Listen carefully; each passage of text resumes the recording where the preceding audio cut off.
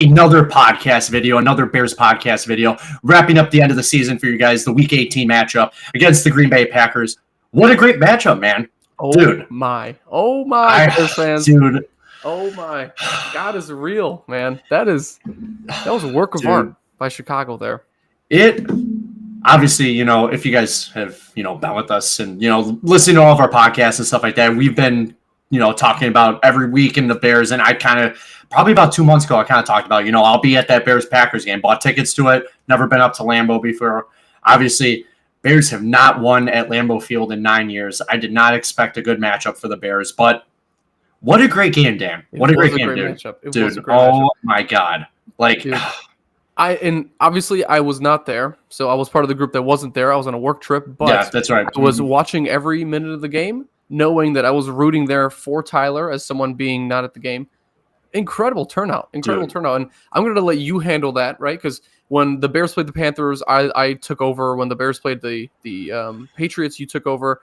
This is a once-in-a-lifetime game, and I want Tyler to cover all the detail he can on this amazing performance.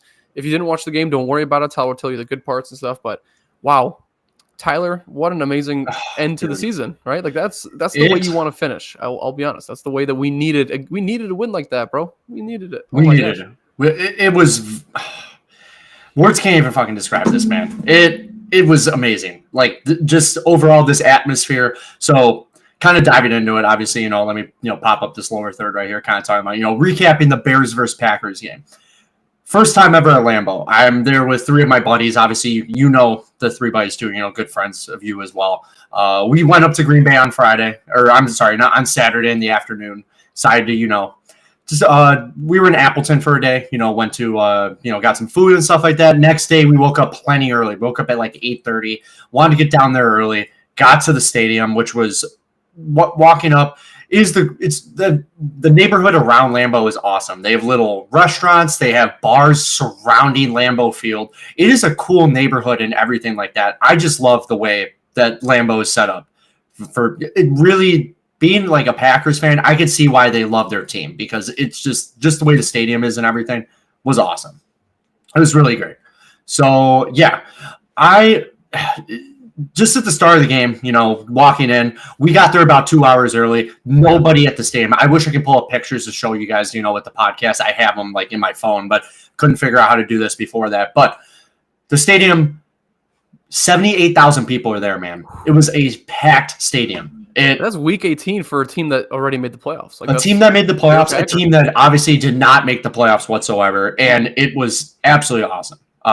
We got a comment in the chat. We got a comment already. We got Peter. Peter said, "Let's go, Dan. Looking dapper. Let's go. Very handsome. Tyler stud. Appreciate it, Peter. Thanks, man. I was texting him all weekend about the Packers, and we've been talking a little bit about the draft actually too. So we'll try to get to that at the end if we got some time. But yeah, And also Peter said, best podcast out there. Appreciate it, bro. Thank you. Oh, we got another comment. Dude on the left. Who is that? Dude, I'm dying right now. Am I on the left? Wait. Who's on the left? It's either me or you, dude. I don't.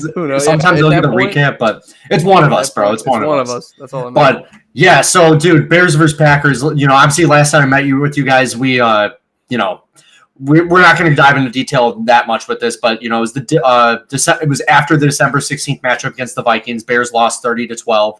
We'll go into detail, but Week 16 they lost to Detroit Lions 34-17, and then Week 17 was a terrible game. Thursday Night Football, they lost to the Seattle Seahawks 6-3. Dan is the guy on the left. Dan, I guess you're the cute guy, bro, because you're the guy on the left. Dan's on the left. Oh my gosh. Well, let me just tip my cap to Tyler because I would have guessed that Tyler's the handsome one here. But that game, we don't want to recap much of these games. I mean, any game from Week 13 to Week 17 was pretty garbage. Ugly for the Bears, yeah. Pretty bad, and you want to ignore those weeks. But yeah, the Bears-Seahawks game at home, last home game, Thursday Night Football, 6-3. 6-3. Yeah. But basically, we thought, Bears-Packers, Week 18, one team made the playoffs, other team didn't. Probably going to end on discussing, Bears are probably going to lose by 30. That's what kind of walking into that. I actually had a feeling the Bears would lose by 21 or something like that. All the other, reporters came out, but they did not end the season on a disappointing note. Last Sunday, obviously 3 days ago, the Bears defeated the Packers at Lambeau Field for the first time since 2015. and it's their first win against the Green Bay Packers since December of 2018. And if you guys didn't know this, it is the first win against Matt LaFleur, the head coach of the Green Bay Packers. He was 11-0, I believe, against the Bears. Mm-hmm. Now he is 11-1. We finally got him his first. I think he's the first of the last 3 coaches we had, right? Or maybe Nagy. I think Nagy might have beat. You might be right about that, yeah. But yes, interim head coach Thomas Brown. Yeah, electric victory for him to end of the year. We'll see what he ends up, and we'll talk about that later on. But yeah, you're right. Like the teams really played together this week, and they finished off on a big note. Did you see the card that they were holding on?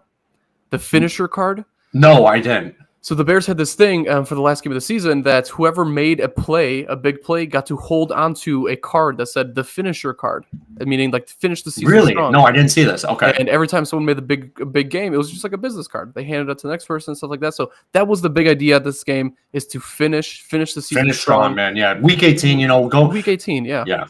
But obviously, I love this comment here. Bears saved me from hurting myself this week. They seriously did. Week 18 against the Packers. Amazing performance by him. We'll actually dive into detail with this. We didn't do every play, but since I was there in person, got to witness it at Lambeau Field. I was kind of diving into the plays that really stood out to me. Obviously, it was my first time ever at Lambeau, and it definitely will not be my last because it was such a cool experience, and I definitely will be back there because it was a lot of fun. Definitely worth the 3-hour drive if you guys are in the suburbs of Chicago. I highly recommend it. Super cool experience. Tickets are a little more expensive, rivalry game, but totally worth the money in my opinion. Yes, I will be. Now, Tyler has told me, and I've decided to go for next year because I believe everything he says, and if he enjoys it, then that's something that I got to go for myself. So we recommend everyone. Yeah, it was awesome. Make the trip to the opposing sideline and cheer for your squad. Yeah. That means even more. So diving into the game real quick for you guys. So basically the first score of the game came from a trickery play on the Bears special teams. Punt went off by the Packers. Everybody flanked right on the side of the ball. Even the Packers players flanked right. And all of a sudden the ball landed on the left side of the field. It fooled everybody in the crowd. It fooled me. I had no idea what was going on. I saw a Bears player on the sideline running. I'm like, he's just running the sideline. No, he was actually running the other end zone. And I was going crazy. Josh Blackwell took it to the house for a touchdown, 94-yard touchdown. Every Bears fan was screaming at this stadium, all like 30% of them, because this place was filled with Packers fans. But so basically that was super cool for the Bears to start off at get the start with the lead 7-0 against the Packers. Another notable play for the Bears this game was a few drives later. The Bears defense. It was the first play of this Packers drive. Jaden Reed got tossed the ball on the sweep route, and Jalen Johnson came in to force the fumble. He punched the ball out, and it was covered by Jonathan Owens right before it went out of bounds. Super great play by the Bears defense. You could tell they were playing with a little bit of urgency. Yeah. I saw them warming up. I always like when, kind of going off topic, I like when some of these players, you can kind of tell with one team is a little more like on edge than the other, a little more team is pumped up. I will always go for the team that's a little more pumped up because they look like they have something to play for. And that's how this Bears team actually felt. They were warming up with a lot of enthusiasm. And I'm like, they want to do this. They want to snap this nine-year streak. Mm-hmm. But I feel like they put their foot on the gas pedal this last game. They did. Everyone understood that there was no next week. There was no practice the day after. And, you had to punish the Packers in this game. You had no other choice. So I definitely understand what you see, and I admire the team for doing that way. I admire Thomas Brown for coaching them in this direction, where it's not just like, hey, rest Caleb Williams. Let's take it easy. Whatever happens, happens. Right? A loss is good for draft capital. But, man, I'm so proud of these guys. And that's the exact way you want to finish. Because like someone said in the comments, I am going to be really happy this next few months because I am already in a great mood. Bears win, Bears beat Packers. I got something to talk about for the next 6 months. So that's going to be fun. That was exciting. Peter said in the chat, will Tyler go to Lambeau for the draft? Will Dan go too? Is the draft at Lambeau? The draft is in Green Bay in 2025. Yes, I saw a bunch of video boards that said countdown to the draft and everything like that. It would be a super cool experience to go see the draft. That would be cool. Bay. I mean, that would be cool, but then that means that we couldn't go to Soldier Field. So where's our respect? It's been like 3 years, and I know it's like, but we have the 10th pick now. Like, I'm still playing that out. We'll see what happens. Soldier Field is really cool to go to that draft party. I'd highly recommend it if you guys haven't been to that. But we'll definitely see what happens with going. We'll go with that because it's not too far. I know Peter went to the draft last year in Detroit.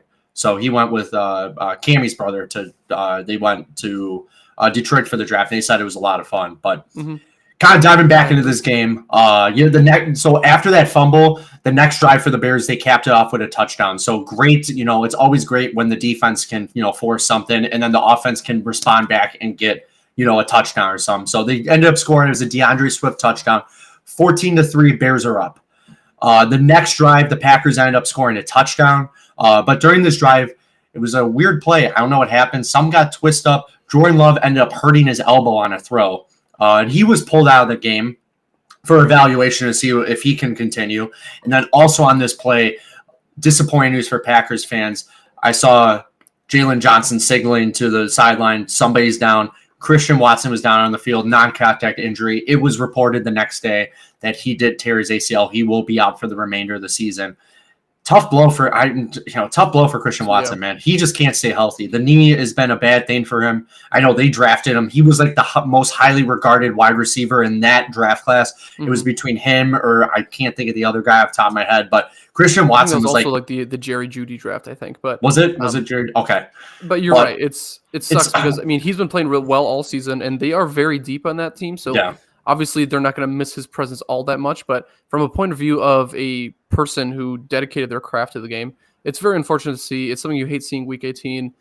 Prayers up to him and his family because that's just it's unbearable. It was unfortunate, and you knew something was bad right away because Jalen Johnson immediately was signaling to the Packers sideline, and I'm like, Jake, our buddy Jake, who's a Packers fan, was like, I'm like, dude, Watson's down. I think he's like, he's probably his knee again, and yep, it was his knee again. But sucks. Jordan Love did hurt his elbow on the drive. I was looking on Twitter, like, why is Malik Willis out there? I was really confused. Hurt his funny bone or something like that. I think he like hit it on the ground or something. Yeah. But I was wondering how that went for you because for me, I was watching the game on my phone, so I could tell from the commentators when they said like, "Hey, like Malik Willis be coming in." So I don't know where that was for you. If you had updates on your phone, or if you just saw Malik walk out and you're just like, "Oh my gosh, what's going on?" I saw Malik walk out. I'm like, "Oh my god, he broke his finger or something like that." I'm like, oh my god, this is the opportunity for the Bears, man. We're up 14-3. He broke his finger. Nobody knew what happened at the time, but I was looking on Twitter, and it did say Jordan Love was throwing on the sideline and warming up and stuff like that after that drive. But guess what? We would not see Jordan Love for the whole rest of the game. We also did not see another starter for the Packers. Josh Jacobs did not come in for the rest of the game. Little weird because the other game that mattered for them, Commanders-Cowboys, they needed the Cowboys to win that game. If Cowboys would have won that game and they would have beat the Bears, they would not play number 2 Philly in the playoffs. So that was big for the Packers. Is their goal. Yeah, it is. And now it's reported today and yesterday that Jalen Hurts is going to practice today. So it looks like Jalen Hurts is trending in that direction to play the Packers. So, and especially in Philly, it's going to be a big game. We would not see Jordan Love for the rest of the game. Halftime score was 14-13. I skipped a few of the Packers scoring drives. Nobody cares about those. Yeah. But Bears still on top at halftime, and the Bears got the ball to receive the second half. The first drive out of halftime was a promising one until I actually was not in the stadium. I was going to grab another beer, and I know I ran to the bathroom, warmed up and stuff. A good point to go grab Dude, I saw on the screen that one of the things, and I saw what happened. Like, oh my God, Keenan Allen has the ball. It was a trickery play. Keenan Allen got the ball. I'm like, oh, he's wide open. He's going to throw it to somebody. He threw it to a wide open Xavier McKinney on the sideline. It was a dog throw. It was bad. It was all zip, no arc, and he threw it right in between. Again, that man does not play quarterback. Stick to catching, bro. It used to be. So that's oh my God. Who drew up that play? I don't know. It seemed like a Week 18 type play. Give Keenan Allen something to put on his resume. See, whatever. Peter C knows a lot about the draft. Here we go. Watson got drafted with Drake London. That's what it was. Drake London, Olave, Garrett Wilson. It's a big, Jahan Dotson, draft, Treylon Burke, Jamison Williams. It's a big draft. I have not heard of Treylon Burke's name in a while. Titans, man. I don't even know if he's still on the Titans, but yeah. So bad throw by Keenan Allen, really bad throw. Kind of a bad play. I don't know why they would run that, but they tried. Whatever. At least they tried. The next drive after that, the Bears forced another fumble. Kevin Byard came in with a huge sack on Malik Willis. Huge hit, dude. Go watch that play, guys. That is one of the best tackles you'll see of the year, and I'm so proud to see Kevin Byard. What a signing he was! Insane hit. Yeah. Insane hit. Oh my That god. forced ball to come out of Malik Willis. It was a gnarly hit, man. Oh my god. I thought he was injured after that play. I know. But I thought so too. TJ Edwards recovered the ball, Bears ball. Now they did not score the next drive, but a few drives later, the Bears scored a touchdown by a beautiful route by DJ Moore, crossing in the middle of the field, caught the ball probably for about a 10-yard gain, and he sweeped around all the cornerbacks and the safeties. Dude, that's why I'm wearing this right now. Yeah. Give the ball to DJ. Give it to DJ, You can because tell that's not how the play was drawn up. no, right? it wasn't. Because it was supposed to be a cross right to the middle of the field, right? Pretend Go up through the middle. Yep. Go up through the middle. He took it, caught it, went paused, saw a blocker, got a good block. And there's the other thing I noticed. Man, Keenan Allen cannot block, man. This entire game. Dude, he's 32 or whatever. That's the thing about DJ Moore is that when he gets the ball, he's expecting everyone to be blocking for him because DJ Moore will get you those 10 yards after first contact. Yeah. Man, Keenan Allen ain't touching nobody, dude. Like, I thank God that he scored on this drive, but there's a couple times where DJ got the ball, and I'm like, holy crap, Keenan. Like, you put two hands on somebody. You know? Yeah, but beautiful route by DJ Moore. That's the kind of what we've been saying all season. Just get the ball to DJ Moore. He makes magical plays. That's why he got that extension. That's a magical play that only some players can make. Tyreek Hill, DJ Moore, CeeDee Lamb. There's only a few, like probably 5 players in the league that can potentially do that. But beautiful route by DJ Moore, 32-yard touchdown, 21-13 at this time. Bears. A few drives later, the Packers scored a touchdown. Great run by Emmanuel Wilson. I can't doubt them. It was a great run. He kind of sweeped around the edge. He's not even a fast runner, but the Bears just did not read it whatsoever. We're not good on the edge. No, we're not good on the edge of the field anyway. So no. So they scored a touchdown there. Bears were still on top at this point, 21-19. The next drive, DJ Moore got past the ball right on the side.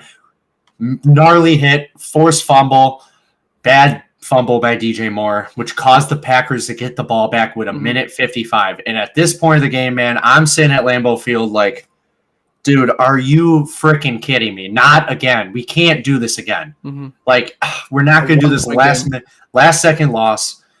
It was, but Peter, I see what you see in the chat over here about Tyreek Hill. We'll get to that actually a little bit later. We have we're going to talk about like some free agent picks a little bit later in this draft. Oh my god, podcast. But we'll get into that. But crucial fumble, DJ Moore lost it. Minute 55, Packers get the ball. Packers ended up marching down the field and settled with a 55-yard field goal attempt by Brandon McManus, which he's been a monster for the Packers this year. It was good. At this point, Packers on top, 22-21 with 54 seconds left to go. Will this be the time that Caleb Williams gets his game-winning drive of 2024? He has not had one yet. He became close, blocked field goal, other stuff like that. Will it be the time? Can they do it? Will they do the unthinkable? And with 54 seconds left, let's find out what happened. Obviously, you guys probably know what happened. But first play of the drive resulted in a sack, big but, there was a flag on the field. Horse collar tackle by Green Bay's Agnabar. I don't know how to say his last name. Agnabar, something like that. But it was a horse collar. 15 personal foul, 15-yard penalty. After a few pass plays down the field, the Bears were finally, knocking on the door around midfield. With 15 seconds left to go, the Bears on their own 49-yard line, right at midfield. Caleb Williams found DJ Moore wide open in the middle of the field. Terrible coverage by the Packers. I have no idea what they were doing there, but thank you, Green Bay. That's all I got to say because everything was wide open in the middle of the field. They were like settled up for a Hail Mary. Like everybody was so far back. DJ Moore cuts in, catches the ball in nice tight coverage. Everyone races up to the line of scrimmage, spikes the ball with 2 seconds left. No false starts, thank God. Cairo Santos time at Lambeau Field. And this was, long field goal attempt. Long field goal attempt for Cairo Santos. Nobody, they say, Cairo can't kick above 50, but he wanted to prove everybody wrong. 51 field goal attempt, yard field goal attempt goes up. I saw it go through. I was jumping up and down like a little girl, man. It was awesome. And when you watch the replay on TV, you see one referee look left, the other referee looks right, and they both at the same time looking at each other, they both go, dude. Insane feeling because like even they themselves are just like, did the Bears win this? Oh my gosh, that's crazy.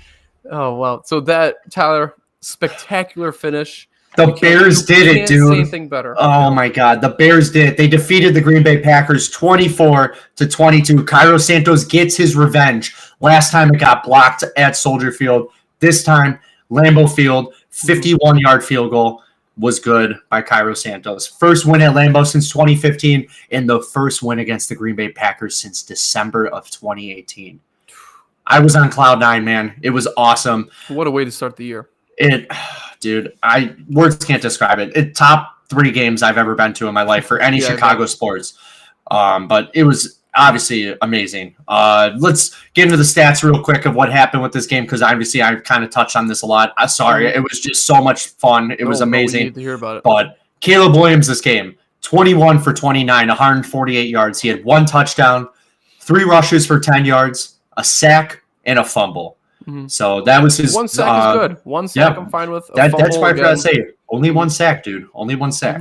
So good for him. Do you want to take over so I can get a sip of water? You want to take over for DeAndre?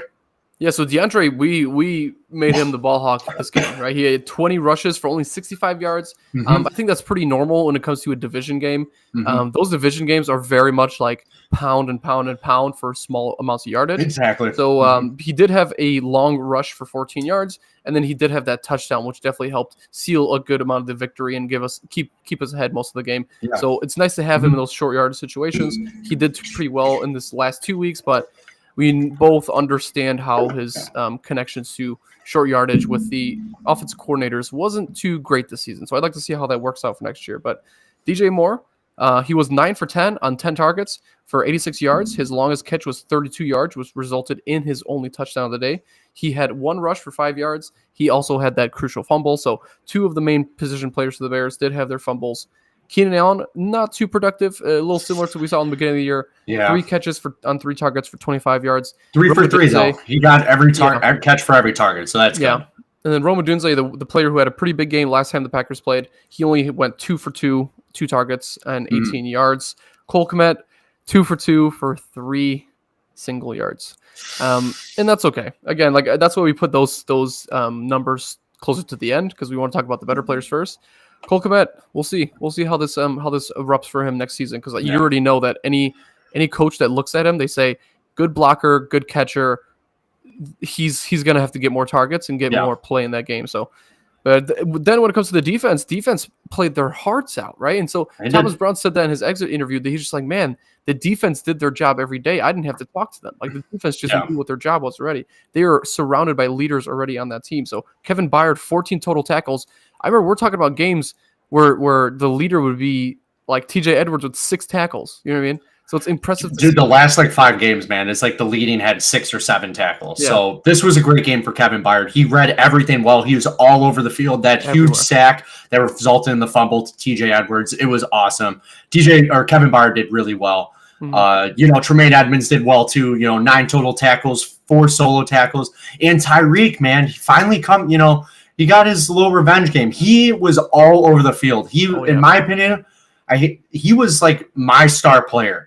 Every time I saw a good tackle, it was Tyreek Stevenson. I was like, oh my God, Tyreek. Obviously, stuff that happened to him this season. Screwed up with the Hail Mary and stuff. But good for Tyreek Stevenson to step up when he needed to. And he knew that they wanted to beat them. Here's a question in the chat. Were Caleb's nails painted this week? I have no idea. I did not look on Twitter. Maybe they were, but hey, if that's what makes him get a winning drive, then all I gotta say is he beat the Packers. He beat the Packers, bro. I do not care what happened about that. But special teams had a big game. We got a shout out to special teams this game, because that's been one of the downsides of the Bears season. I'd specifically say so. Cairo Santos, he was 1 of 1 for his 51-yard game-winning field goal, and then 3 on 3 on extra points. That's good, right? Bears are very used to just kicking 2 field goals each game. He only had 1 field goal and 3 on 3 extra points. So that's exactly how the Bears game should look. Josh Blackwell got his punt return, 94-yard return touchdown is the longest play of the week. When it came to plays of he won special teams player of the week for this. Yeah, and if you watched the replay, I'm sure Todd was there and he noticed he got to the 50-yard line. He was gassed. He was looking random, like, okay, who can I toss this ball to? Like, he was so exhausted. So he's someone that you can definitely tell wasn't in a position to play special teams, but finally these last few weeks they put him in that position. he does well when it comes to trickery, so I could see him return. Tyler Scott, he had 4 kick returns for 113 yards. It's nice to see his name back in there. He had that one play. Did you see that where he was going to kneel it in the end zone? He went out of it, almost kneeled it at the 1 yard line. I thought he actually kneeled it. They were showing it on the video board. Matt LaFleur actually wanted to challenge that play, but apparently that was a thing that you could not challenge. Like, he was really upset. I saw the challenge flag in his hand. He was ready to throw it. Mm-hmm. I guess the ref said he couldn't do that. Maybe that's something you can't challenge. I have no idea, but he was very upset after that. That was wild. I've never seen anything like that. So I'm glad that didn't happen. I'm glad that he got the necessary returns he did. Tory Taylor got 6 punts for 254 yards, 2 punts inside the 20, and then a 42.3 yard average for his punts, and the longest being 55 yards. That's a pretty impressive game on his point. It is very impressive. So great game. Great game all around for the Bears. A great way to end the season. That's all I got to say. After all the slumps, head coach getting fired, offensive coordinator getting fired. There was just a lot of slumps this season, but great way for the Bears to end this season. You want to end it on a positive. And speaking of positives, there was a lot of them coming from this game here. Lots of positives, man. Lots of positives. What do you got? What do you got here, Todd? What was some of your favorite things that happened? Bears Packers. Well, I have this one in all capital letters. I won't scream it, but the Bears beating the Packers for the first time since 2018. That's a huge positive for me. It was absolutely awesome and great way for the, especially, it was absolutely awesome. First time beating Matt LaFleur, that was a positive for the Bears. Caleb is undefeated at Lambeau Field. Can you believe that, dude? It's crazy. It's awesome. He should be obviously 2-0 against the Packers if they didn't get that kick blocked at Soldier Field. Caleb's first game-winning drive as a Chicago Bear. That was another positive for me. DJ Moore was an all-time positive this game, making the plays that mattered, with that sweep route in the middle. Obviously, we're not going to talk about that fumble. That was just a bad play on the offense, in my opinion. That's what resulted to it. But Caleb was calm under pressure in that 55 seconds that he had to march down the field. He was calm under pressure. They spiked the ball without getting a false start. That's another positive for me. And my last one, special teams. Cairo Santos getting the game-winning field goal. Tory Taylor getting the, punt, being a great punter as always. Josh Blackwell getting that punt return. It was a great game for the Bears. Great game. Now, you want to take the negatives, man? Yeah, sure. So the negatives, obviously, a lot of them in the similar ones this entire season. I think Bears defense played ultimately well. We got a few pressures up there. Austin Booker was having a crazy good game. He was involved in every single play.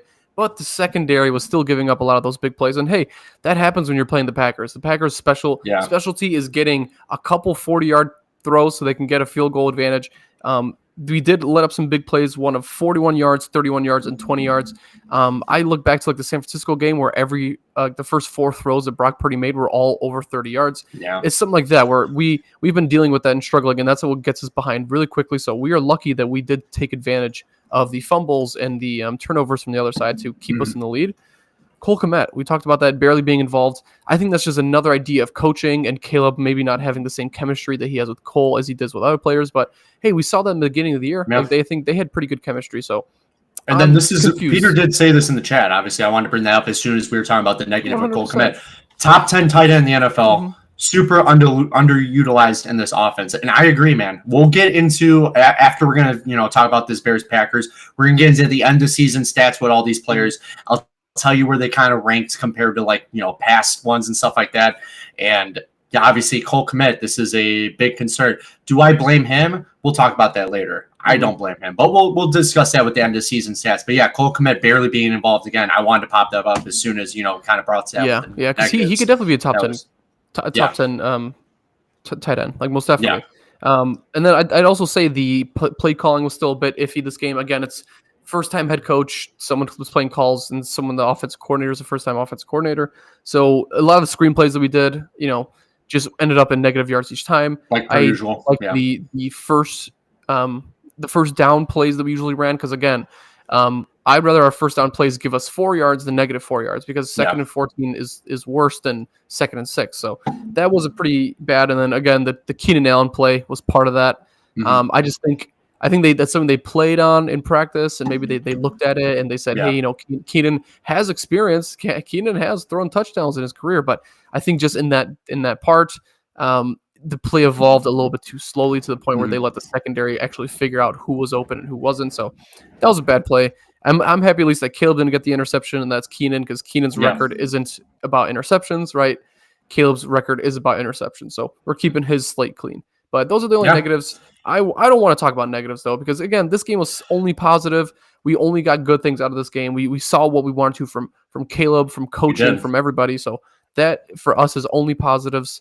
The negatives will fix themselves. Again, we had 10-game losing streak. Like, what other positives can we talk about? This is where we want to, maintain that energy. 10-game losing streak. Obviously, Bears ending the season, not what we expected. Obviously, a lot of people are like, oh, if we don't at least get talking to a lot of people, if we don't at least get 7 wins with Caleb Williams in his rookie season, a lot of people will be upset. We end up getting 5. Obviously, not where he wants to be. Caleb is very upset about that. He has said that a bunch of times.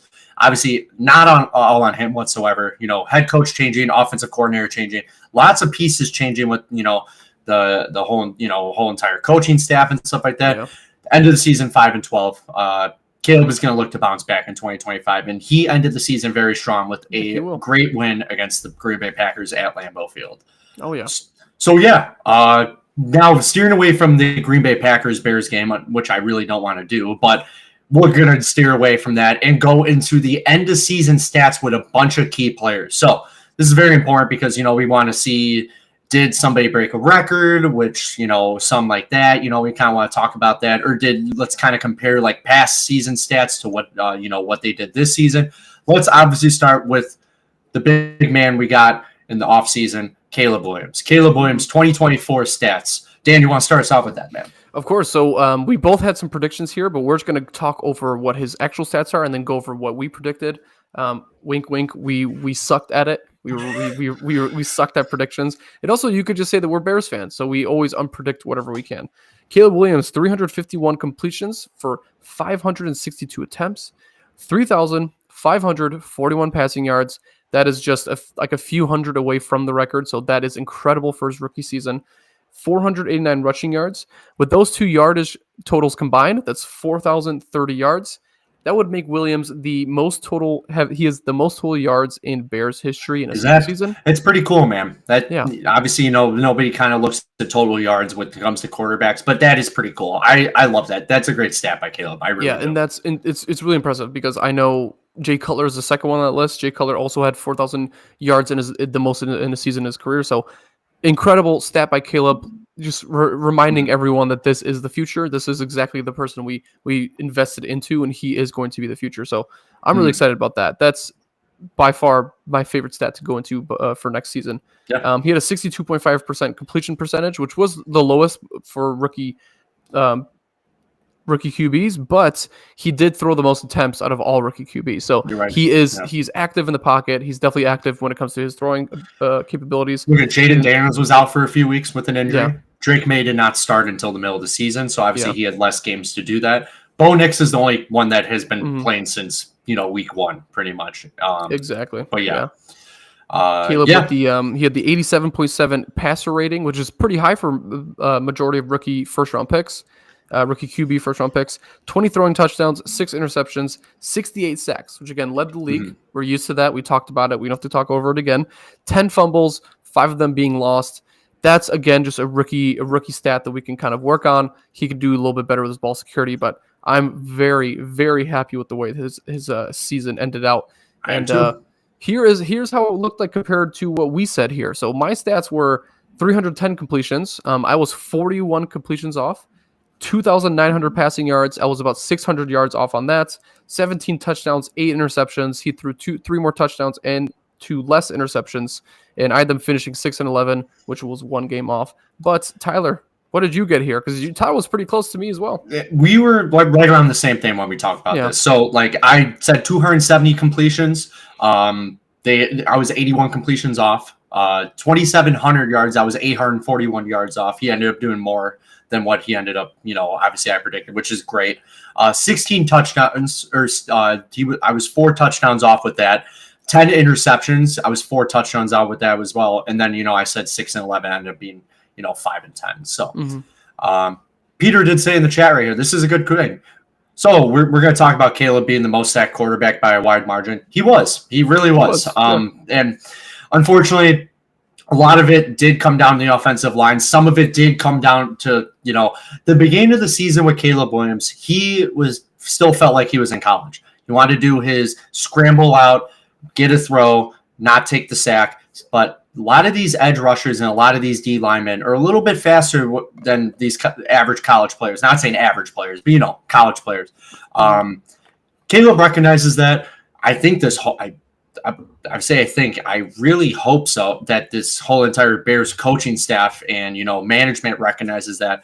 Get him some protection, man. That number is going to go way down with some protection. Yeah. We had one of the worst offensive lines in football this season, and it wasn't even close. Obviously, there's only one player I would bring back on this whole entire offensive line, and that was Darnell Wright. Every season he's improving. He starts off with some penalties at the beginning of the season, but yeah, let's just build around him. Let's get him some protection. He's learning. His rookie season, in my opinion, was great. Besides the sacks, interceptions low, sacks were high. He'll get that situated. He knows what to do after his rookie season. I am not afraid of. I'm not scared whatsoever. Yeah, that's also just the way his play style is. He improvises, right? Yeah. So at the end of the day, he's gonna get sacked and he's gonna get hit by defensive linemen and cornerbacks and stuff like that. But let's look at the positives of this. Is that it can't get any worse. It can't get any worse. And he played all 18 weeks. He played all 17 weeks in 1 week bye, and he was hanging out on his bye week. He was hanging out and working out, getting better, getting stronger. That is the good thing that we have to look at. 68 sacks. No one's going to be talking about this next season, right? Once the season begins, everyone's going to forget about it because there's other things to focus on, other rookie QBs, other starters, other teams.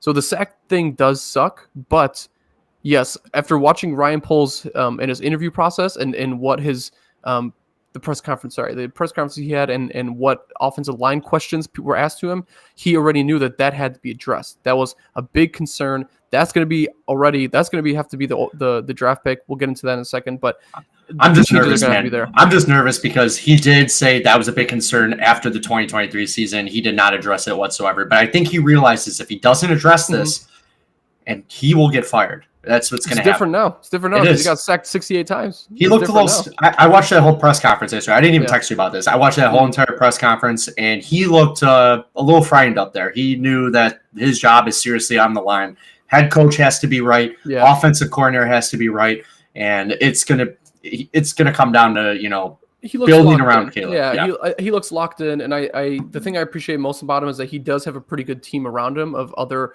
individuals that are going to be helping him pick and choose other key pieces and stuff like that. And hey, we're going to talk about draft picks, but there's one player in the draft that is going to fix your tackle spot pretty darn quickly. So once we get into that, that's going to be the first step into what we think is going to help him out. But let's get into a few other players here. Obviously, Caleb was the focal point this season. If we can be honest about how important talking about the Bears was this season, a lot of it was because of Caleb Williams. Yeah. And Tyler and I are Bears fans for life. We'll always talk about the Bears, but this year was just a little bit different because that sugar and spice that Caleb Williams brought to the organization just felt different. So we were really excited to go week on week.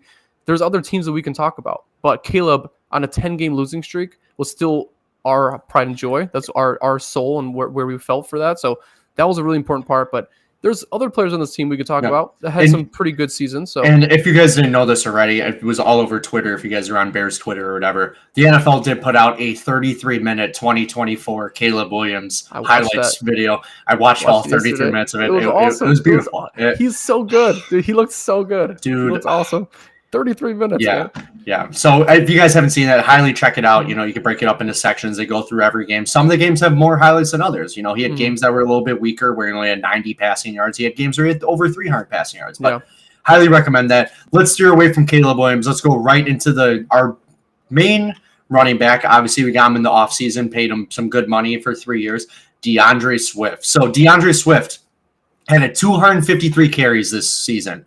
959 rushing yards, did not hit the 1,000-yard mark, but he was injured. Was he injured a week? I forgot if he was out. I think he was out a week, 1 week, but still, he did not hit 1,000. 386 receiving yards, 6 rushing touchdowns, and his longest rushing touchdown was a 56-yard touchdown, which I remember was at Soldier Field, if I recall correctly. Great run by him. It was on the left side of the field, and he had 1 fumble this season. So, how would you rate DeAndre Swift? I would put it out.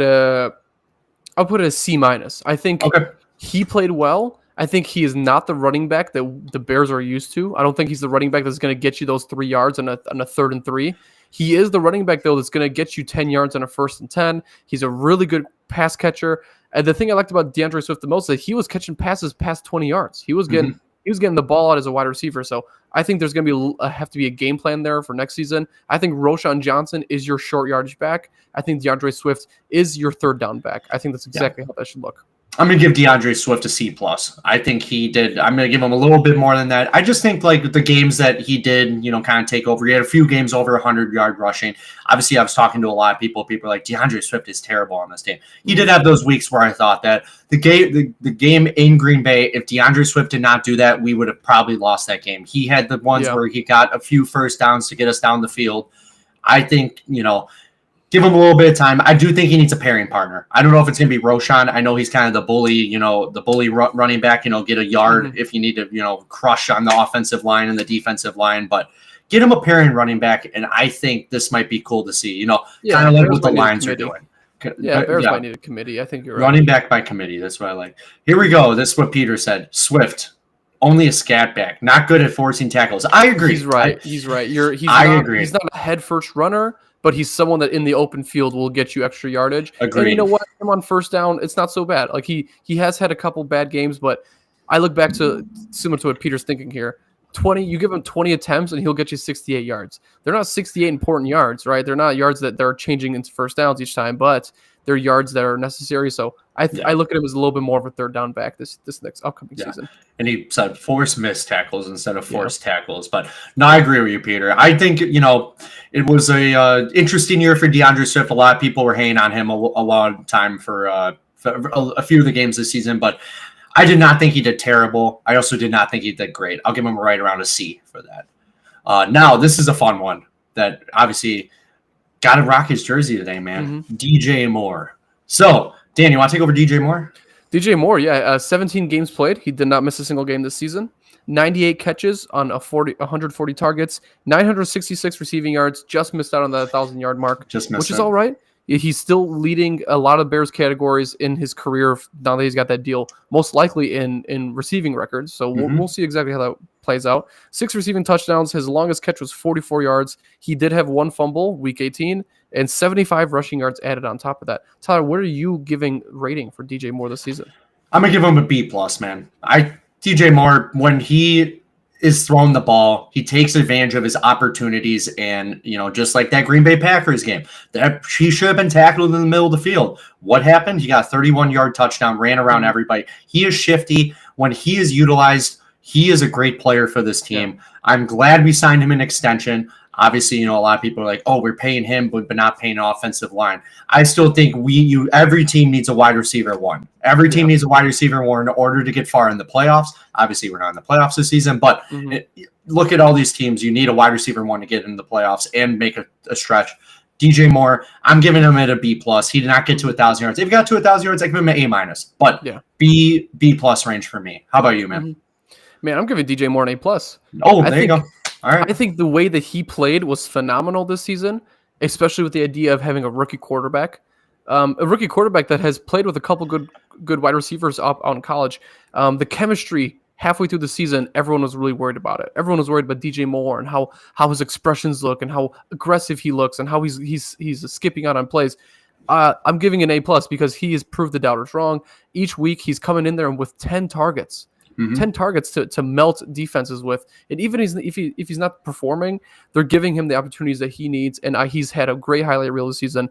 Again, he's in the same boat as Caleb Williams. The nights where he didn't play so well, you blame strictly on coaching, strictly on the game being 6-3 versus Seahawks or 17-11 versus Washington. Like, these are pretty bad scoring games, and these are not a lot of opportunities.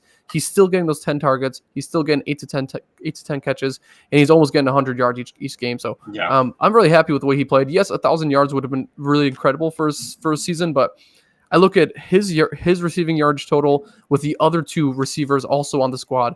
Everyone was pretty darn close to what would have been milestones for a 3 wide receiver set, and I'm really happy with the way he played. And he the touchdown department could be a little bit higher, but again, rookie quarterback, he was the wide receiver 1, and he did pretty well. I think Yeah. if you were watching the Bears games, you would think that DJ Moore is getting the ball quite consistently. Yeah. Consistently. Let's steer away from DJ Moore and let's go to our next wide receiver. Obviously, he was a huge addition in the offseason. Traded for him. It was a big name. Obviously, I remember the day that we traded for him, and I was like, oh my God, he's actually on the Bears.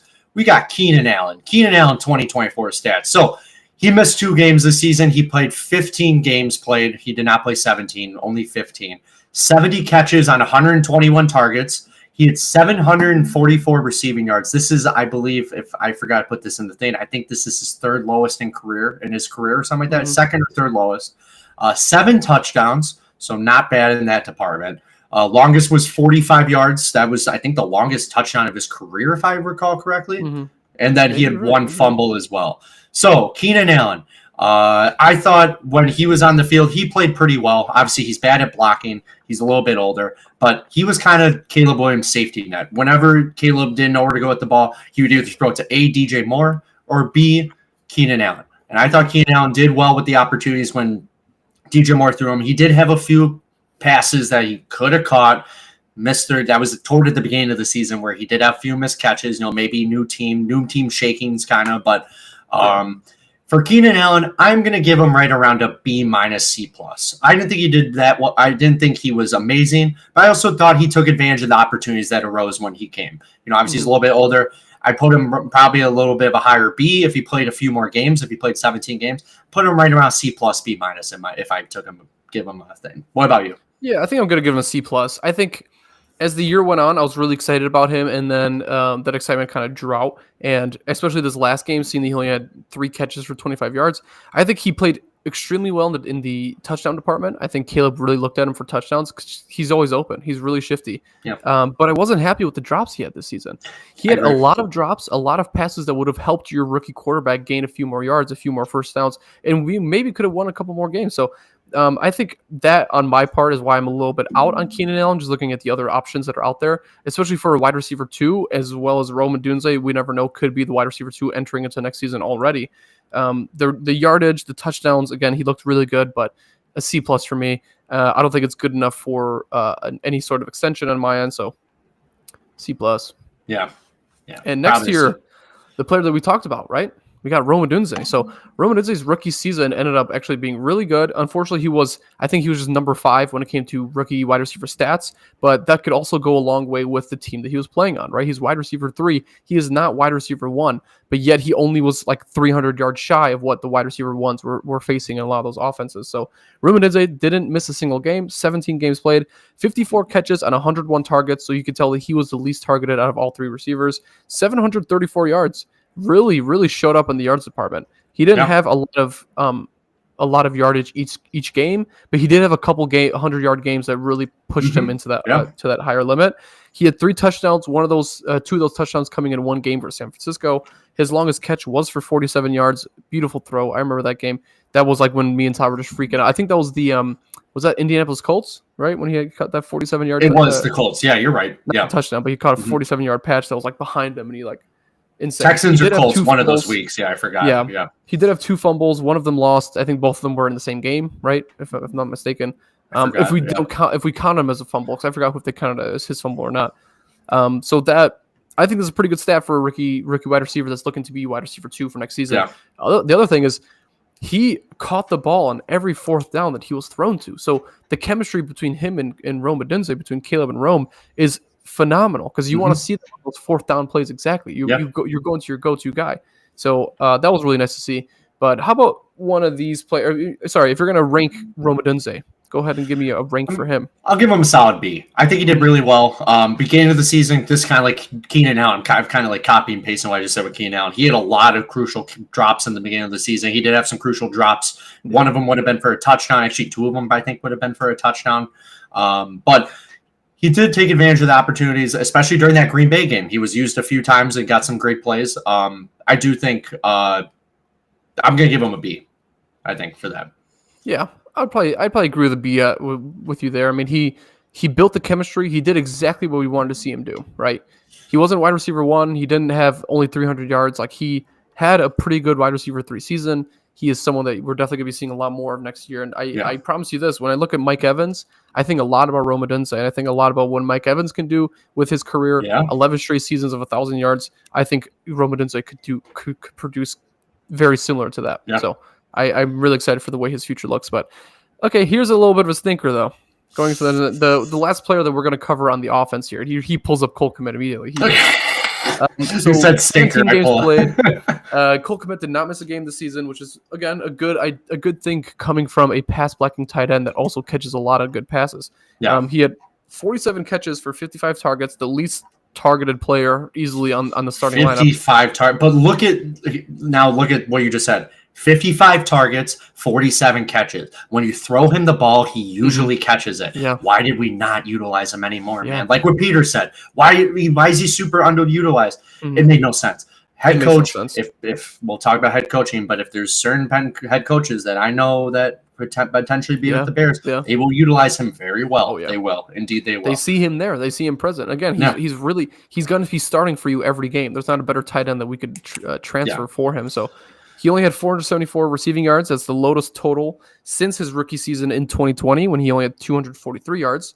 His longest catch was for 31 yards. I believe that was a touchdown he had. And then 4 touchdowns this season, a 2-touchdown game versus Jacksonville in London. Yeah. I'm giving him a D, unfortunately. I have to give him a D. Dude, I didn't want to grade him, bro. Yeah. That's the lowest grade. That's not the lowest grade, right? We can go F. So I'm going to give him a D just because, again, it's not his fault. It's the same kind of thing with DJ Moore. Yeah. I'm not gonna put him so darn low because of his utilization wasn't his own fault. He was open most of the time, so it's not his fault. But I'd love to see more. Again, we paid him. He's on the team. He's a Chicago kid, so I want to show off for him a little bit. You know, he deserves better. He's never had a winning season in his career. I'm giving him a D+. I just think when he had the opportunities, he took advantage of them. You know, obviously we just told you how many targets he had, how many catches. Obviously, was some of it his fault? I don't know. It's just, you know, these game scripts were not for the tight ends. They were only for the wide receivers because you have 3 wide receivers to throw to. Rome, Keenan, DJ Moore. And then you have Cole Kmet. I think they just forgot about him in the game script. But I'm going to give him a D+. Obviously, I want him to do well. Arlington Heights kid, you know, he just but this was not his season. Unfortunately, it was not his season. Now, steering away from the offensive side of the ball, there's a lot of defensive players on this team. We're not going to list all of them because there are way too many defensive players to list, but we're going to list the top 3 in the categories that we saw, and also another defensive player that you probably did not see in the top 3 just because he did not really appear that much on the stat chart. Number 1, so obviously we're going to talk about who was the best defensive player this year for the Bears. I don't know if you guys probably going to think, oh, Jalen Johnson, because, you know, he was, you know, never thrown to, which obviously could be, you know, a thing. But the best defensive player, if we're talking about total tackles, was Kevin Byard III. Kevin Byard. By far. Yeah. And if you guys remember, Kevin Byard was I'll never forget this. I was driving to the car wash right by my house. I was driving my Subaru over there. I get a notification right when free agency opened at 1:00. The Bears were the first team to pick up a player. It was Kevin Byard III. We picked up Kevin Byard. We were like the first free agent signing. Yeah. So, Kevin Byard. So he ended up having 130 solo tackles this season. 130 total tackles. My bad. 80 solo tackles, 2 sacks, 5 tackles for loss, 1 interception, and 1 forced fumble. And that forced fumble came. When did that come? Go Bear Down. Bear Down. Let's go. So, yeah, we all know. I'm going to grade Kevin Byard. I thought, you know, at the beginning of the season, I'm like, oh, he's a little bit older. He's from the Eagles or whatever. I'm going to give Kevin Byard an A-, man. He took advantage of the opportunities when it arose. That he looks like he was helping out a lot on this defense. I'm going to give Kevin Byard an A-, bro. I really A-. A- is perfect. Yeah. I like A-. I'm gonna go all throughout, just A-, A+. I think he's an overall A. Yeah. He played really good on defense this year, especially with Jaquan missing 8 weeks. Jaquan missed 8 weeks of the end of the season, so he was definitely the leader in the secondary. Usually the team bases a lot off of the linebacker situation here, which we'll get into. But this, as a secondary player, he was really leading the offense. He's the one that had the last talk when he was talking with the Bears players in the locker room, like he is the leader of that defense. Everyone knows who he is. So really impressed with his performance. So I'm excited to see him play across from Jaquan next year. I think that's going to be a secondary duo to not mess with. Yeah. So I accidentally skipped over a comment in the chat. I didn't know, but when we were talking about Cole Kmet, I did want to bring this up, so we didn't. But so a sure-handed tight end is a rookie quarterback's best friend. Caleb needs to look for him, and he needed to be schemed up more. I completely agree with you, Peter. Yeah. He really did. He needed to be used more. Obviously, we saw how he was used with Justin Fields. Justin Fields you viewed him as his number one target, not really DJ Moore. DJ Moore, with that last year with all the yards, he was viewed as number one target. But I agree with you, man. It really could be a rookie quarterback's best friend, and a new coach will realize that Cole Kmet was very. And we look at how he was versus Jacksonville, right? Like that should be the prime example of what he needs to be utilized like. Like he popped off that game. So it's not up to the Bears. It is up to the coaching. It's not to the players, I should say. It's up to the coaching on how they utilize him because it's his 5th year now. So he has been underutilized, and we could say all of his seasons. So it's time to take a bright look into the coaching situation. But we gave him the grade that he deserved, unfortunately. But going on to the other 2 players here are both actually, I won't come out with it yet. We have a linebacker to talk about here. We have a linebacker to talk about as one of the top 3 players in the defense here. You can go ahead and pick which one. You'll see. We'll talk about it. TJ Edwards is going to be the first of the 2 linebackers that we're actually going to talk about here.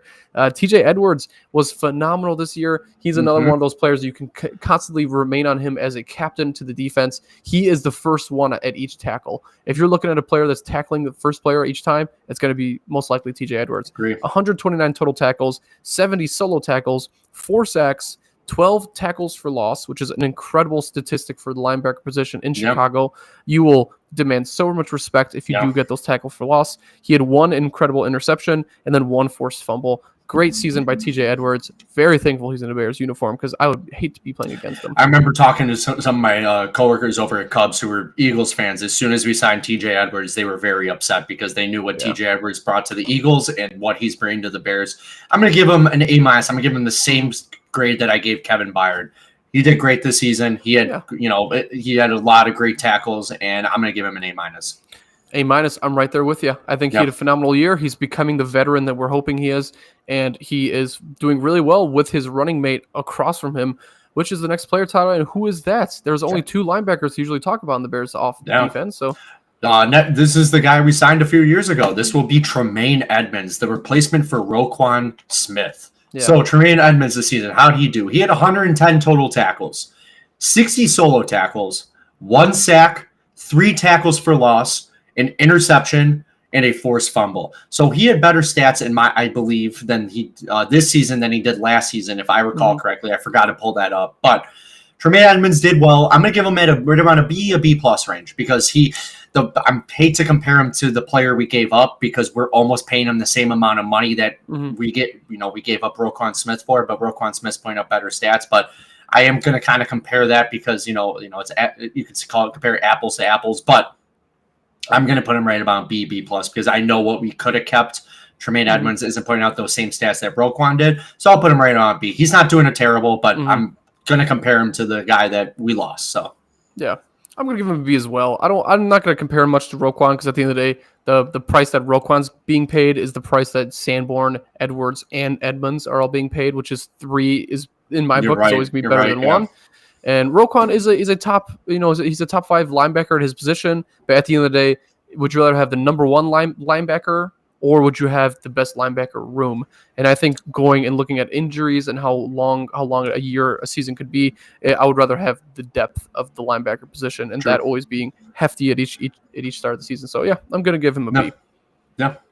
All right, we got a few more players for you guys, and then we're going to steer clear from the 2024 stats. This is the last defensive player we're going to talk about, and you guys probably have been waiting for this one just because we haven't really heard him that much this season. He didn't do too well.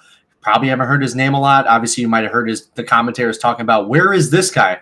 That would be Montez Sweat. Montez Sweat 2024 season stats. Let's talk about that. He had 32 total tackles. For edge rushers, tackles are hard because usually tackles result in a sack. That's usually what edge rushers are. 32 total tackles, 18 solo tackles. This is the stat that sucks. 5.5 sacks for Montez Sweat. And you know where that ranks among the whole entire league? Tied for 60th in the league. Eesh, not good. And 2 forced fumbles he had. And that's all the stats I have on Montez Sweat. This is what I was kind of talking about. And I know a lot of people, I was talking to Peter about this. I was talking to actually you about this and a bunch of people. If we would have gone somebody like Matthew Judon or somebody in the offseason to pair on the other side from Montez Sweat to help him out, these sacks would have been probably, not saying double, but they would have been a lot higher than they were now, just because you're not getting double teamed on one side. We did have injuries. Andrew Billings got injured. A few other players got injured on the defense. It was a rough year for Montez Sweat. And in the press conference yesterday, somebody did ask, I don't know if you listened to the whole press conference, but somebody did ask a question. Montez Sweat, are you guys going to help him out or something? Or did you recognize why, how bad he did this season? And Ryan Poles did say that he's very upset with how he did. He wants to bounce back. So clearly it's good that he's acknowledging how bad he did this season. I'm not saying he did terrible, but he did bad. You know what I mean? So you're going to have to help him. Yeah, you're going to have to help him because you paid him. Yeah. So at the end of the day, you paid him big money. You did. Yeah, exactly. You paid him big money. So I think Poles knows that, as well as the O-line situation. And that was a Poles decision to get Montez Sweat and keep him on the team. So the trenches, man, you got to work on the trenches. And I think Ryan Poles understands that currently right now more than anyone, more than any coach that we hired, more than any owner. He understands that. And so Montez, I'm not going to put a lot of it on his plate because I couldn't name 3 other players that were in the same position or being feared in the same way that he was at the defensive end position. So, again, you don't want to see 5.5 sacks. You'd rather it be a little bit higher. Yeah. But again, I definitely understand why he didn't get 10 sacks this season. There were games where we didn't get a single sack from anybody. So the offensive line, every offensive line was playing better than our defensive line mostly each game. And I think better things are yet to come. There's a reason why you paid him. Last season looked really good on paper. So let's see how next year goes. But there's going to be a couple addition names that we'll have to see in order for his season stats to bump up. I'm giving him a D, and I don't have to explain any more than that. Yeah, I'll give him a C. I'll give him a C. Yeah, it's hard. But now I see a comment by Peter in the chat. We appreciate the comments, Peter. We always love talking about these. If we sign another aging edge rusher, I will blow my brains out because we need to draft and develop a young stud. Abdul Carter, cough, cough, cough, cough, cough. Because Abdul Carter is a stud on Penn State. He is great. I think if he ends up staying on the board at 10, we will take him. But if Will Campbell sits on the board, we'll talk about the draft. We'll see if we can get to that today. Just we don't want to stretch this podcast to be 2 hours today. We have all next week. Bears season's over. We're going to talk about the draft really soon. We're going to talk about, obviously, free agents and stuff like that. We'll try to get to that. We'll see what the time is by the time we're done wrapping up end of season with this one. But that's a great pick. I think Abdul Carter is probably going to be my number 2, and Will Campbell's going to be my number 1. But I agree with you, man. I was looking at the edge rushers, and they're all old. They are all old that are free agents, and I don't want somebody to get paid and then blow out a bicep or something, and they're out for the season. So yeah. Let's go into now the last 2 players we have for talk about the total season stats. There's going to be special teams players, and you guys probably know who we're going to start with. We're going to start with Tory Taylor. So Tory Taylor this season, obviously 4th round draft pick by the Bears in 2024, highest drafted punter since 2014, if I could recall correctly. He had 82 punts this season. He was the 2nd highest punter this year. Not a good stat, obviously, for your team that many punts, but he had 3,911 punting yards. Yes, that was more than Caleb's passing yards. We don't need to talk about that any further. 47.7 yards average punt. That is a great stat. That is an amazing stat. His longest punt was 68 yards, and he had only 4 touchbacks, man. Can you believe that? Yeah, that's pretty 4 wild. touchbacks. That is awesome. I'm giving Tory Taylor an A+, man, this season. That's my ranking for Tory Taylor. He took advantage of the opportunities that arose when whatever. He knew that we drafted him the 4th round. We got him for his leg, and clearly he is worth that 4th round pick, in my opinion. I'm giving him an A. I'm for that. I'm all for that. I like an A for him. Good draft pick. No regrets. Yeah. And now the last guy we're going to talk about is our field goal kicker. We're going to talk about Cairo Santos. Game winner. Dude, I just love when he was running around the field. That was so great. All right. Do you want to talk about his stats real quick? Of course. So obviously, Cairo, we can't. He is also aging, so he's not anywhere near the top 5 of best kickers in the league. But I will say that he did provide for us when we needed. We had a struggling offense, and when you put him on the field, he usually ended up making his kicks. So he was 21 for 25 this season, 84% field goal percentage. So he was making his field goals at a pretty high percentage. He is 4 for 4 from 20 to 29 yards, 4 for 4 for 30 to 39 yards. 5 for 8 from 40 to 49 yards. That includes the blocked punt or blocked kick, I believe it was as well. And then 8 of 9 from 50 plus. So you can't argue that he's bad from distance because I think he had one missed extra point this season. But he isn't the best kicker in the league, but he's definitely providing. And he did get that deal. I think next season is the last year of his contract. So we'll see where that goes. There's a lot of people that are hating on him. A lot of people are saying, hey, if we upgraded at the punter position, then it might be time to upgrade at the kicker position. And they could be right. Who knows?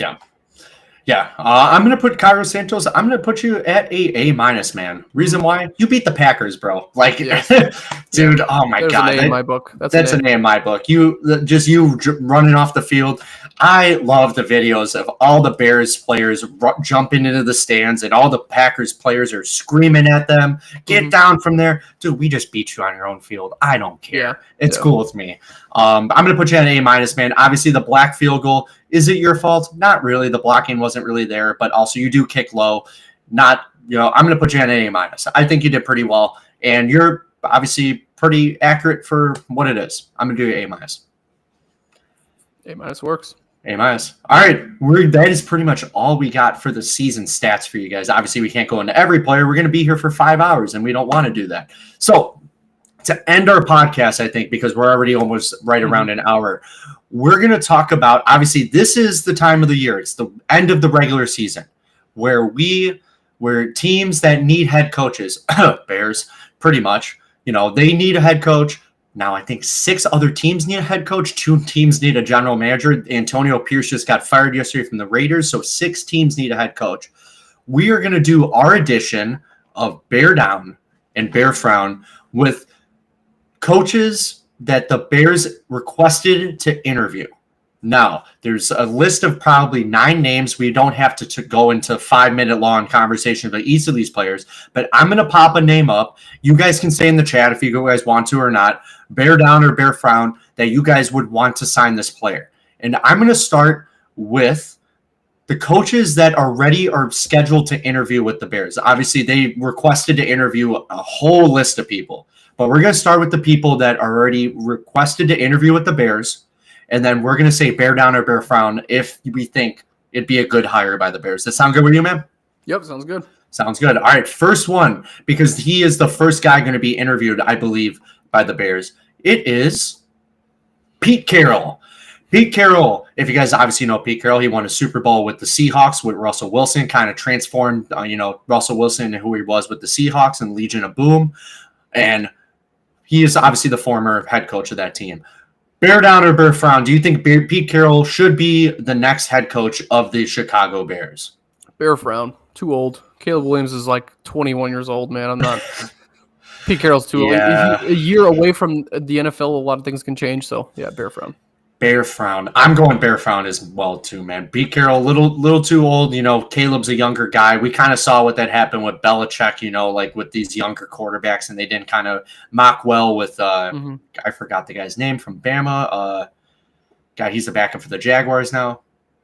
Mac Jones. I'm thinking of like Joe something, but Mac Jones. Yeah, I'm gonna go Bear Frown, man. I like Pete Carroll as a guy, but probably not the head coach for the brand or for the Bears. Oh, Peter just said, I want to be here for 5 hours. Oh, that's sweet. I wish we could too. Wow, I wish. It's a lot of prep work that goes into these podcasts and stuff. But we will be back next week to talk about draft and free agents and stuff like that for sure with you. Next one we got on the list, and so if we got to say, Pete Carroll is scheduled to meet tomorrow, Thursday, with the Chicago Bears. So to interview with him. And the Bears, if you guys didn't know this, Ryan Poles did say yesterday they will send an update after every interview saying they completed the interview with the players, so you guys will know when they finished an interview. So Pete Carroll is tomorrow. Next, we got Aaron Glenn. Aaron Glenn is the defensive coordinator for the Detroit Lions, and his interview with the Bears is going to be Saturday. I'll start this one off. Bear Frown, man. Bear Frown. Reason why? Bear Frown. Just Brown. I don't want another defensive It's coordinator. not a in name. this, It's even the defense wasn't even that incredible this year, so I'm all right. yeah. I'm all right. I'm gonna go Bear Frown with Aaron Glenn with him. He's a great guy. I know Lions players vouch for him. He's a great person, but I just don't want another defensive person coming into the. Peter did say something about Pete Carroll. He said Pete Carroll will be the Tony La Russa of football. Respectable career, but the future is now, old man. Agree with you, man. I agree. Completely agree with that statement. Now, next we got. You guys have probably been waiting for this one to pop up. Good old Ben Johnson. Ben Johnson is to be determined when he's going to interview. His interview, just because his team is going to be in the playoff run, is going to be over Zoom. It's going to be virtual. I know he just said that, or I just saw on my phone that he is going to be meeting with the Patriots on Saturday and three other teams this week. The Bears is going to be one of them. I forgot the other two. I can look it up on my phone real quick. But Dan, let me start with this one, man. Ben Johnson. Yeah, bear down. Bear down on Ben Johnson. You know his name. Offensive. We've heard his name for months. Offensive-minded guy. Yeah, he's again. If there's one thing that's going to help this Bears team is to unlock Caleb, and this is the closest you'll get to unlocking Caleb. Yeah.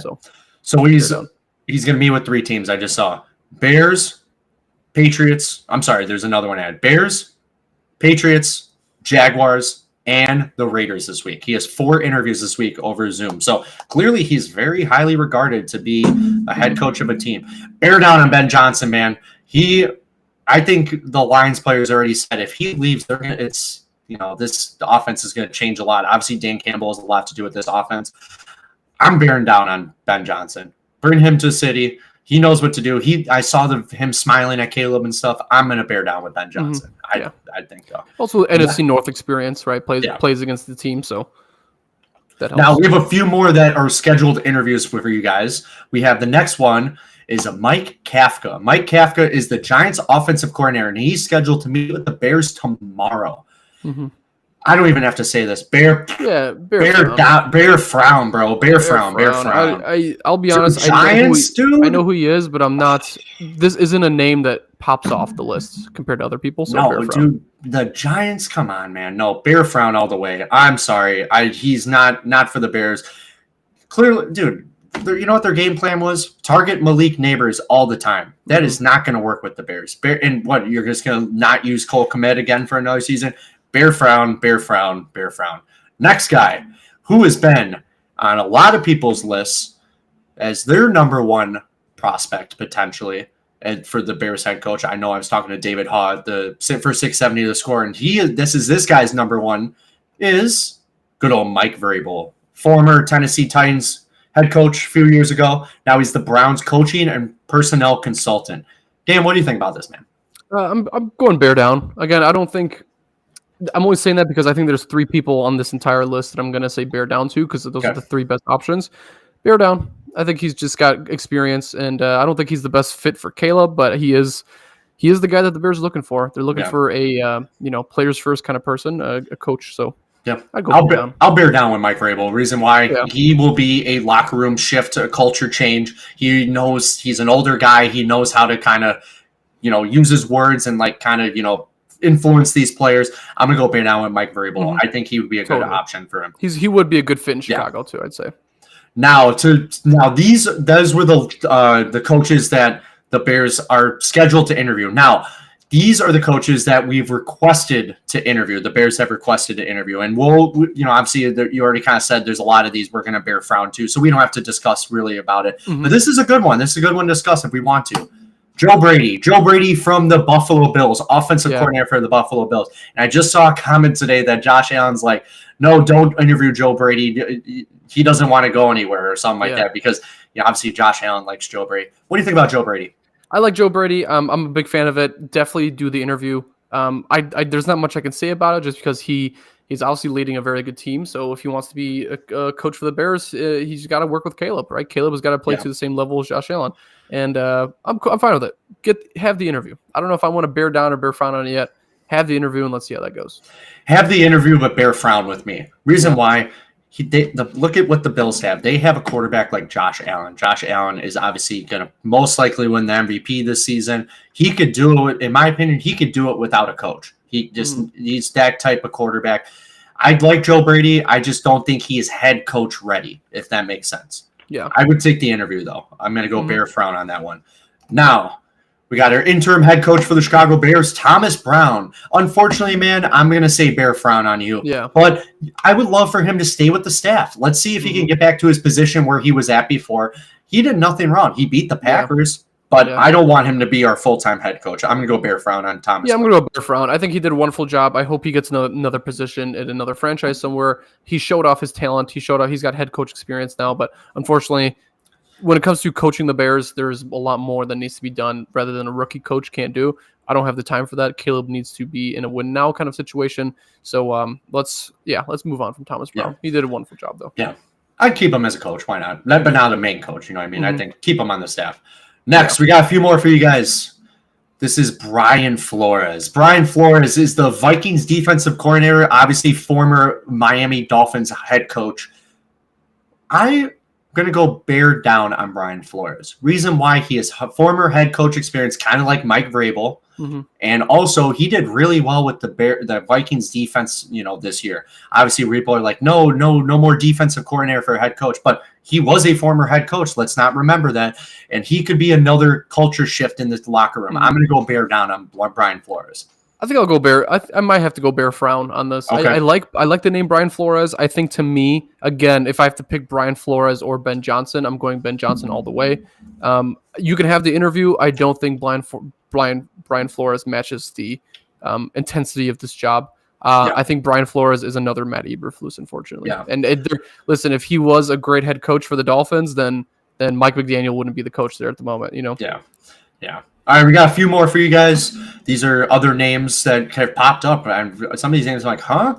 Todd Monken. Todd Monken is the Ravens offensive coordinator. I'm going to go bear frown on this just because I don't want another. Well, obviously, you're going to be like, oh, you guys, Ben Johnson, he's an offensive coordinator. I just don't want another offensive coordinator. The Ravens have Lamar. Let's remember that. Okay, yeah, exactly. It's Lamar Jackson.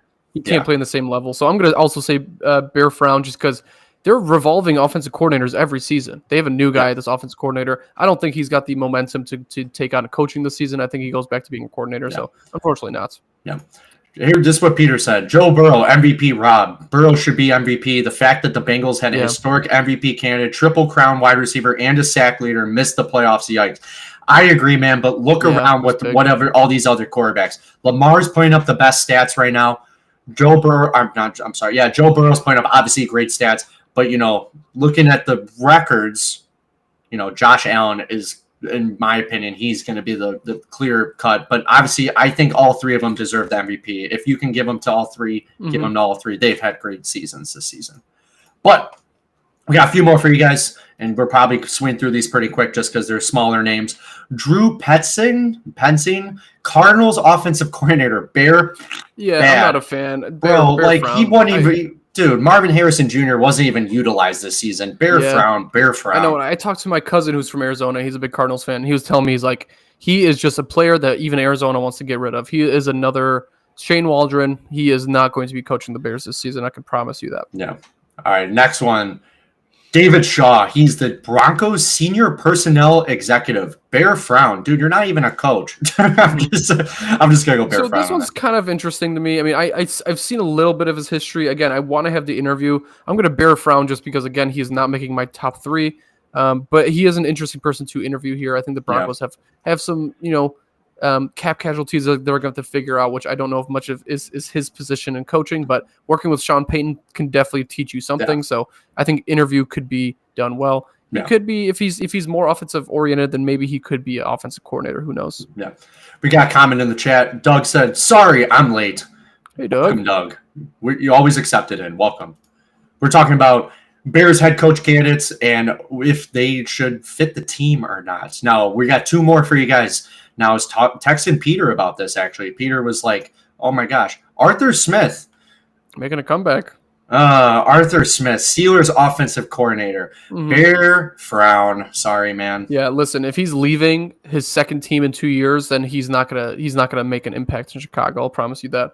The Bears have a lot worse QB situation than Pittsburgh or Atlanta ever had. So we're not any coach any coach that's rumored to get fired, man, obviously people are going to say, oh, Mike Vrabel got fired and Brian Flores got fired. But last year, Arthur Smith was rumored to get fired off the Steelers. I'm sorry. I don't know. That's just not. Yeah. Now, we got one last one for you guys. Anthony Weaver. He's the Dolphins defensive. Get off my screen, bro. Okay, fine. No, it's back. It is gone. It is back. Oh my gosh, man. I have no clue. This was part of what we saw in the press conference with polls. They said, hey, why, like, you had 3 months to already pick names. Why do you have such a big list? I kind of on the same position.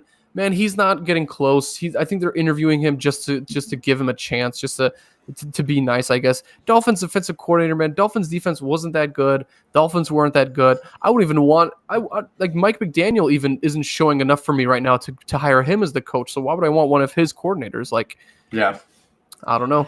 Bear frown, Anthony Weaver. Sorry, we don't want you. Not interested. So it seems like we got a few. We obviously seems interesting to us. Ben Johnson, Mike Vrabel, and maybe Brian Flores. So it seems like those are the three. And we'll cover with you guys week through week what kind of, if there's any new players popping their name out or any coordinators, or if any have been solidified just yet. We'll get you those ideas on there. Again, it's a long list. We're hoping by next week, pretty much by next week, for that list to be 4 or 5 good candidates. Yeah, so those are the ones that the Bears have requested to interview / have already planned to interview. So that was our edition of Bear Down and Bear Frown with the Bears head coach search. So obviously it's a big week. Ben Johnson is going to be interviewing with 4 teams. Obviously we're hoping that he can, the Bears can make an impact on his interview process. But we're already on an hour 20, guys. We're just going to talk about the Bears' upcoming schedule. And the Bears' upcoming schedule is Cancun, baby. Cancun. They're going to be sipping margaritas, Mai Tais, chilling by the pool. Yeah, that's their upcoming schedule. They'll be in Cancun until about April or whatever it is. But, that's looking at there. But that is probably going to wrap up our podcast today, guys. Danny's got to go do something pretty soon. But we're not good. Obviously we're not going to stop doing this podcast after today. Bears season's over. We kind of talked about this last week. We're going to try to shift to talking, obviously about free agents the Bears could potentially target this offseason / we're going to talk about the draft as well, because the draft is important. We'll talk about the Bears and also maybe our mock draft to the top 10, because the Bears are in the top 10. They're at the 10th pick. So it's going to be still a whole lot to talk about. Yeah. And Tyler mentioned we're really excited about the next week bringing on a new segment that we're going to be starting to talk about. There's a lot of other sports coming on.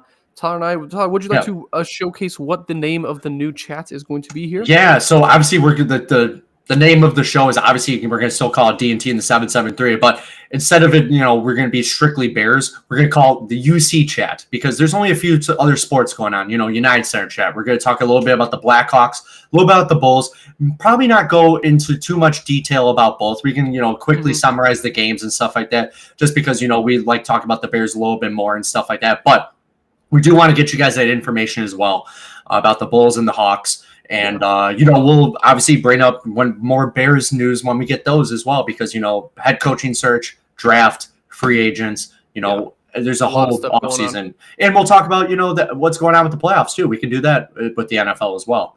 But obviously, I know some of you guys are a little upset that the Bears won that game against the Packers, because it moved us from number 7 to number 10. I don't give a hoot. That's all I got to say. I don't give one hoot, because they won it the first time in 9 years, and I was there to witness it, and it was a once-in-a-lifetime opportunity. Oh, yeah. So wouldn't miss it, man. It's well-earned, well-deserved, and we need And Peter said, damn straight, the draft is important.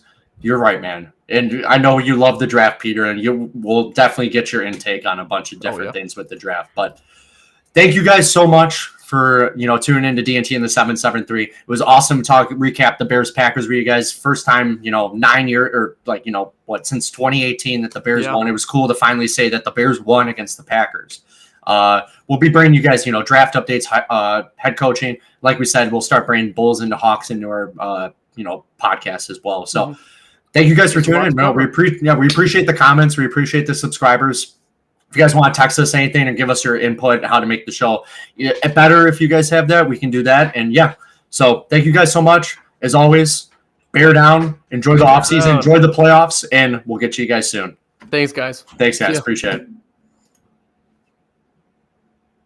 Boom. All right. Thanks, Mom, for walking in right now.